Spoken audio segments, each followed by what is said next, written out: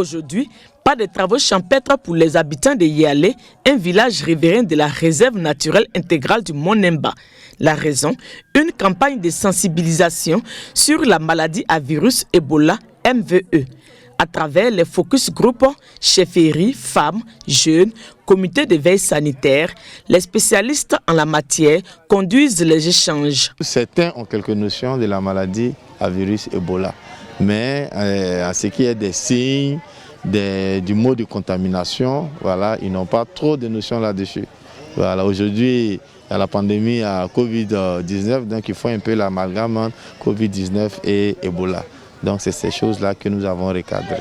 Ensuite, place aux démonstrations de lavage de mains et les discours officiels. Une campagne bénéfique pour les participants. C'est une bonne chose parce qu'on ne finit pas d'apprendre dans la vie. Et on est très éloigné de la ville. Il faudrait qu'on vienne sensibiliser les villageois parce qu'il n'y a pas de télévision partout pour que tout le monde soit informé. Ce que j'ai appris, je vais passer le message aux parents en leur disant que la maladie à virus Ebola est très dangereuse, elle tue. Donc il faut éviter de manipuler la viande de brousse, de manger la viande de brousse et éviter de se saluer. Après y aller, les habitants des 5 autres villages riverains de la réserve sont aussi sensibilisés. Ces séances de sensibilisation des masses ont été précédées d'une réunion de coordination à Mans et une table ronde à Danané avec toutes les parties prenantes. La journée de la table ronde était d'informer les leaders d'opinion, les chefs du village, des 6 villages riverains de la réserve, afin que ceux-ci puissent aller relayer l'information qui a été donnée et par l'OIPR et par la direction régionale de la santé. Cette campagne de sensibilisation et d'éducation des populations riveraines de la réserve naturelle intégrale du Mont Nemba est initiée par le Centre régional des opérations d'urgence de santé publique de la région du Tonkpi, avec son partenaire de mise en œuvre Akonda VS Côte d'Ivoire. Elle fait partie d'un plan de contingence mis en place suite à la résurgence de l'épidémie d'Ebola en Guinée de février à juillet 2021. Objectif de la campagne, susciter une plus grande adhésion des populations frontalières à la Guinée dans les parcs et réserves aux mesures de prévention contre la maladie à virus Ebola en vue d'un changement de comportement durable. La menace est réelle et que nous sommes dans une ère où nous avons beaucoup d'épidémies qui surviennent à la fois. Et c'est le lieu pour nous de les sensibiliser sur vraiment les mesures de prévention générale. Pour amener la population à pratiquer les bonnes habitudes en matière de préservation de la faune sauvage. Et éviter de manipuler les animaux qui préviennent, les animaux sauvages, qui préviennent la faune sauvage, notamment les chauves-souris, les chimpanzés, les rongeurs, qui sont des vecteurs des maladies hémorragiques. Ce n'est pas seulement Ebola, il y a la fièvre de Marbourg, il y a d'autres maladies hémorragiques qui peuvent survenir dans les zones forestières. Selon les autorités sanitaires, la Côte d'Ivoire compte à ce jour aucun cas de maladie à virus Ebola.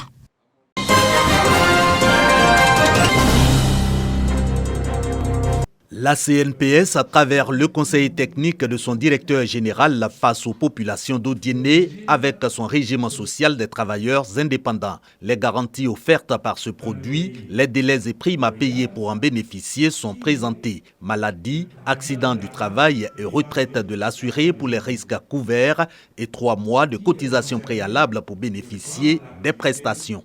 Peut adhérer au régime social des travailleurs indépendants, toujours selon le conseiller du directeur général de la CNPS, toute personne affiliée ni au secteur public ni au secteur privé et qui tire l'essentiel de ses revenus de son propre travail, autrement dit, les travailleurs du secteur informel, de quoi réjouir commerçants et artisans. Ça nous sied et on pense que nous allons rendre compte aux membres de nos différentes associations et puis au niveau de nos différents services aussi, nous allons rendre compte pour qu'ensemble on puisse s'inscrire dans ce domaine-là pour qu'on ait une bonne retraite. On se sentait un peu orphelin parce qu'on était à notre propre charge. Aujourd'hui, si le gouvernement ivoirien a vraiment pensé à nous, moi je crois que c'est une décision à saluer et nous sommes très émus. On fera de tous nos possibles pour que les artisans de la région puissent vraiment adhérer et que ça soit un succès à notre niveau. À cette rencontre, la CNPS a aussi annoncé l'ouverture prochaine de son agence d'Odiéné pour rapprocher ses services de ses abonnés, retraités, travailleurs indépendants et du privé.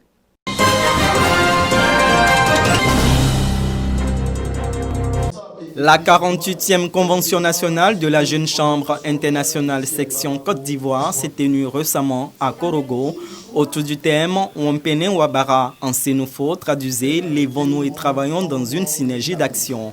Une rencontre qui a enregistré la participation du Mali, du Niger et du Sénégal. Ces travaux viennent renforcer les liens de fraternité, de solidarité et consolider la maturité des G-sites ivoiriens. Appeler nos membres à s'approprier les défis de leur temps, je voudrais dire de s'impliquer aussi dans les réalités de leur pays. On a un devoir de citoyen et en tant que citoyen, nous devons d'agir positivement dans nos communautés. Nous devons de prendre les défis, les obstacles, les difficultés de nos différents entourages, de nos différents environnements comme étant les piliers de notre intervention. Une occasion mise à profit pour renouveler les instances de cette organisation de jeunes de 18 à 40 ans qui œuvrent pour les projets communautaires et des opportunités de développement. Et c'est Yekora Koulibaly qui conduira la mandature 2022. Le président sortant a invité les membres et toute la jeunesse à plus de responsabilités dans la lutte contre la Covid-19. La Covid peut être freinée et pour cela, il faut un minimum de responsabilité de toute la population. Et je voudrais vraiment demander à tous les jeunes de se faire l'écho de cette dynamique de vaccination, de sorte à ce que nous puissions revivre comme avant, dans l'harmonie, dans la joie que l'Ivoirien ne doit jamais perdre. Se réunir est un début, rester ensemble est un progrès, travailler ensemble est la réussite. La mandature 2021 de la Jeune Chambre internationale section Côte d'Ivoire prend fin en décembre prochain. Le nouveau président Yekora Koulibaly recevra la chaîne de commandement dès janvier 2022.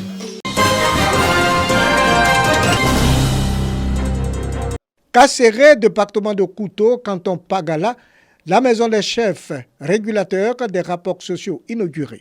Je suis le 9e chef de canton du Pogala. Et si ça se fait à mon temps, moi je dis je suis fier et je suis content. Au nom du chef de canton de Korogo, son porte-parole, Koulibaly Diakaridia, s'est réjouissant de cette maison des chefs d'arbitrage et de prévention des conflits, a appelé les chefs à être justes dans leur prise de décision tout en exhortant la population à respecter les garants des us et coutumes. Le député de la circonscription Koulibaly Fonona et le président de la mutuelle de Kasseré Ouattara Mamadou ont souhaité de l'eau potable dans les villages de Kasseré et le bitumage de l'axe Kouto-Kasseré. Pour le ministre de la Communication, des Médias et de la Francophonie, cette rencontre sonne la mobilisation des forces vives à l'union et à la solidarité. Et si les chefs ont un endroit où ils peuvent se retrouver, un endroit qui peut matérialiser leur cohésion et leur union, quoi de plus normal d'étendre cet appel à la cohésion et à l'union à toute la population. La ministre Mariatou Kone, initiatrice de cette œuvre, a été félicitée pour sa contribution à la paix et à la cohésion sociale en Côte d'Ivoire. Le traditionnel arbre à palabre fait place à ces bâtiments flambant neufs, un hommage rendu aux chefs. C'est un endroit où les chefs vont se retrouver, où les chefs pourront entre eux fraterniser. Ici, ils pourront réfléchir au devenir de leur localité, au devenir de leur canton. Cet endroit manquait. Le dernier village de Kasseré connecté au réseau électrique national, hommage et reconnaissance au président de la République pour ses actions de développement en Côte d'Ivoire.